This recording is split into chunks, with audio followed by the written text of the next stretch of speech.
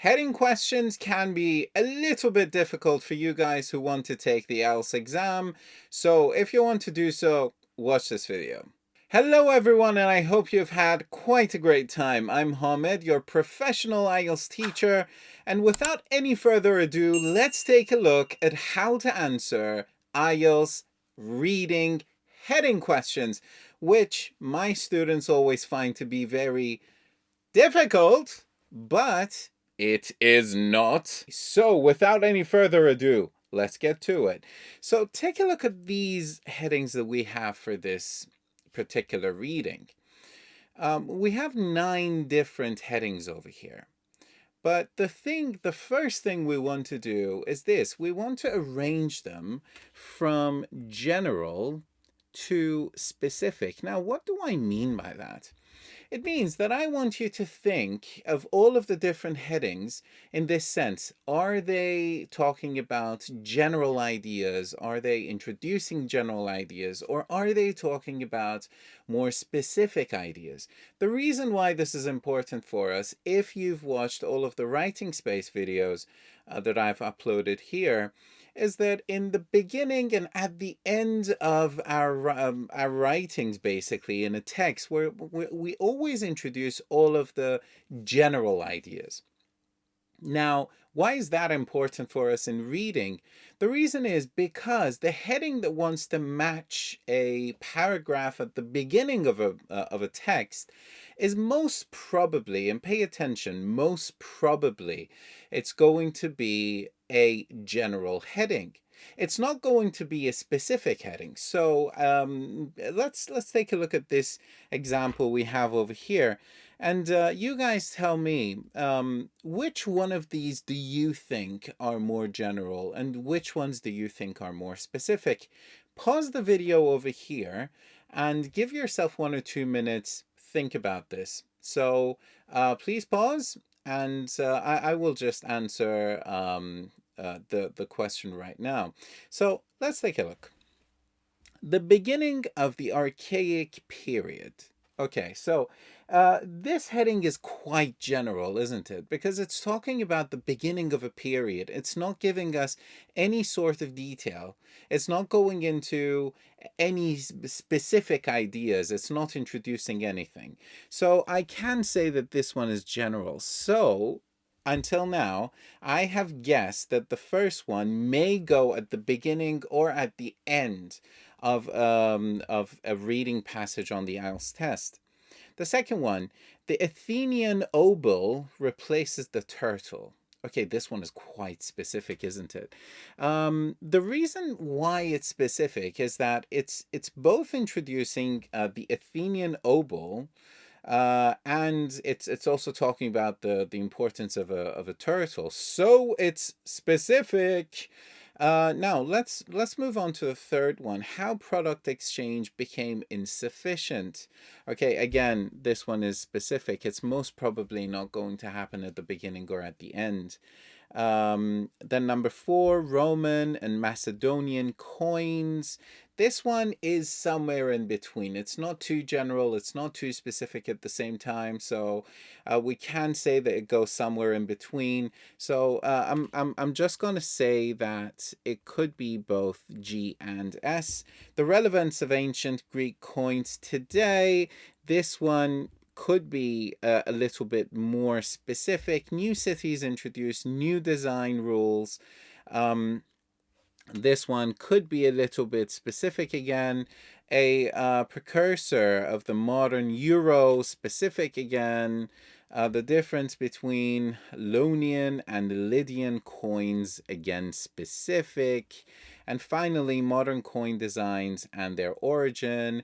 This one, again, it tends to be more general than specific. So I'm going to put a G over here. Okay, so up to now, the thing that we did was to point out the fact that each one of these, so we want to make it clear for ourselves which one of the headings are more general, which ones are more specific. Why? Because later on, when we start reading, we want to be able to match them with a specific or a general paragraph. So now the next thing we want to do is this. We want to go into the passage itself. Okay, now over here, a lot of my students will ask if we actually need to read the whole passage. The answer is a clear no. If you read the whole passage, you're gonna waste a lot of time, and this is precious time because you need to be able to finish the whole passage finish answering the whole three reading passages in less than an hour. So if you can save more time to check your answers, that is quite a good thing. So over here, I always ask my students to do one thing. The thing that we want to do is this: read the first and the last sentence of a paragraph. Now, what does that do? It gives you some insight into what kind of information is added into this paragraph. And if you remember, each one of our writing paragraphs, I've explained this in all of the videos before, in each one of the paragraphs, with the first sentence is supposed to introduce the main topic of that paragraph. So by reading the first sentence, which introduces, and the last sentence that actually concludes all of the information, you can get a good grasp of all of the information that you have in that paragraph. Okay, now take a look at the first one. There are more than 170 official national currencies currently in circulation around the world, and while they may differ greatly in value, most show a high degree of commonality when it comes to their design. And the last sentence says, this pattern, which has been around for more than 21 centuries, originated in ancient Greece. Okay, so as you can see, all of the information we have over here is actually quite general. Now, the thing we want to do over here is to read the first and the last sentence of each one of the paragraphs and then go back to the headings. Over here, we're going to go through all of the headings, choose one heading for the paragraph, and go on. So guys, pay attention. We're going to choose a heading for the paragraph. We're not going to go the other way around. The reason is because if you go the other way around, that means choosing a paragraph for each one of the headings. Because you have 2 or 3 extra headings, you will most probably make mistakes. Not most probably, you will make mistakes because you don't know which ones are actually extra.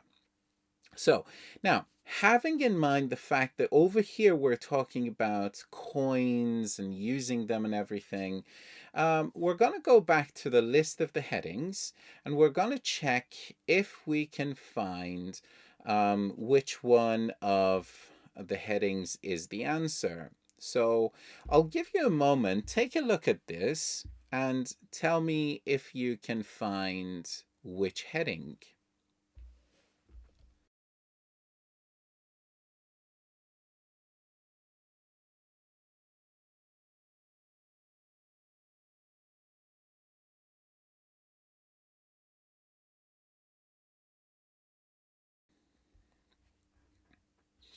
Okay, so I suppose this is quite clear for everyone. The answer is IX.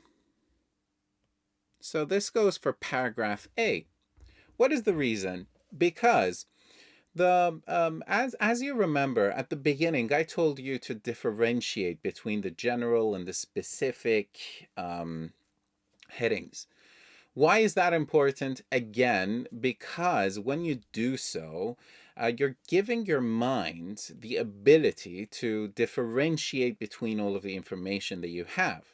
And it's going to be quite useful for you guys. So now that we know that IX, or number 9, is quite general, we're just going to have a clearer idea of how to choose and what to choose for the very first paragraph, which again is going to be general. Now, if you pay attention, it says modern coin designs and their origin. And over here, we're actually talking about all of the same concepts. Now, if I want to highlight all of the important ideas that can take us back to that, if you take a look at the first sentence, it says 117 national currencies that we have in the world, and we have a high degree of commonality in their design. And also, if you pay attention at the end, it says that all of them originated in ancient Greece. Again, if you pay attention to number 9, it says modern coin designs and their origin, and this is quite clearly our answer and what we're looking for. Okay, so now let's go on and do the same process for the second paragraph. Now, if you pay attention to this paragraph, it's quite bulky. Okay, it's very long. Now, you guys may ask me, if we have a very long paragraph, is it enough to read only the first and the last sentence? And then in response to that, I have to say that it's better for you guys to read two sentences from the beginning, two sentences from the end. The reason is because when you read only one sentence, you may actually find it quite difficult to make a connection, a clear connection between the information introduced in the paragraph and and the headings. So by extending the amount of information that you guys read and get, you can make it clear for yourself. So it would be a good way to do this. Now, it could also be possible to read only the first and the last sentences as well. That's not a problem, but it's not going to be as exact as reading the first two and the last two sentences. Now, let's try to do this. I'm going to give you time. So if you want, you can pause the video for 1 or 2 minutes, as much as you want. Try to read the first and the last first or two sentences, and then go back to the place in the video where I showed you all of the headings. Try to find it. So take a look at this.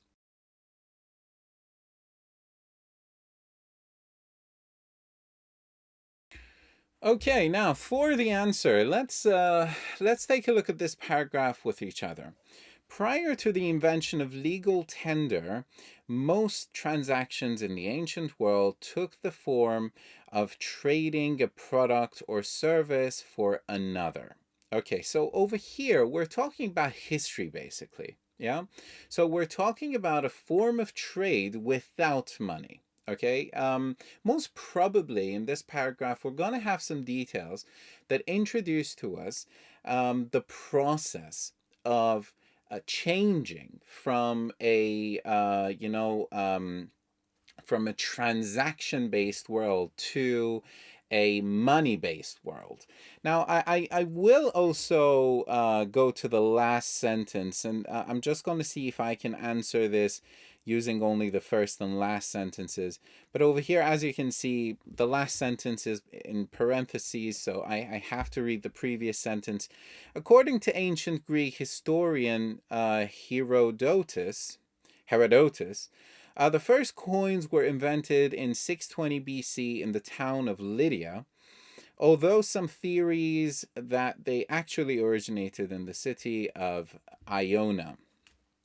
Okay, now it's clearly about history. Okay, so the span of this paragraph is all about history. We're talking about where we started and where we ended in the creation of money, basically.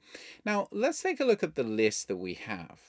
Okay, so take a look at, we're going to read all of them. So number 1, the beginning of archaic period, no.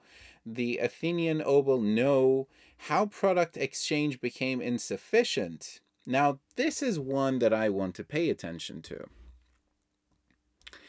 Why? Because we're talking about product exchange and we're also talking about insufficiency.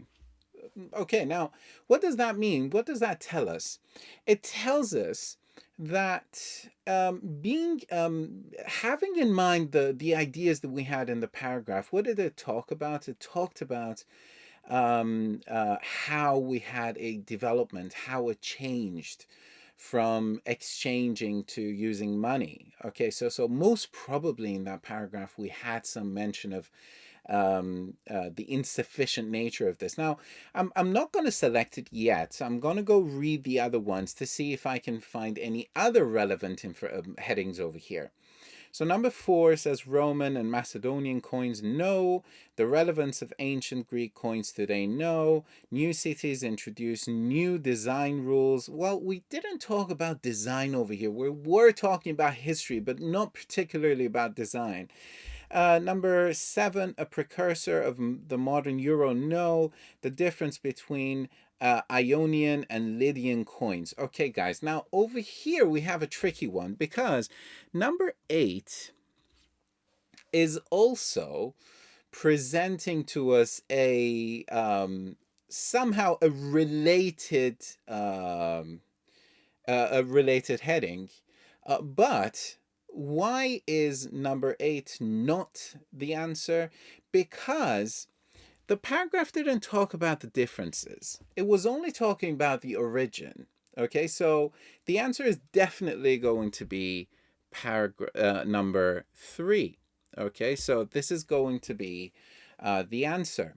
Okay, so the same goes on for the rest of the ideas that you guys have. If you want to practice with the rest of these headings, you just need to move on to my Telegram channel.